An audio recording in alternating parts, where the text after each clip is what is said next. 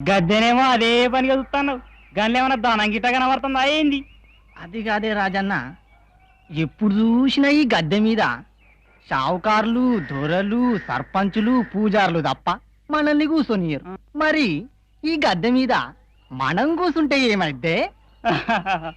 ఓర్ని గదా సంగతి. నేనేందో అనుకున్నా, ఒక్క పారైతే ఆ గద్దె మీద కూర్చొని చూడరాదు. ఈపు విమానం మూత మోగిస్తారు. ఆ, ఆ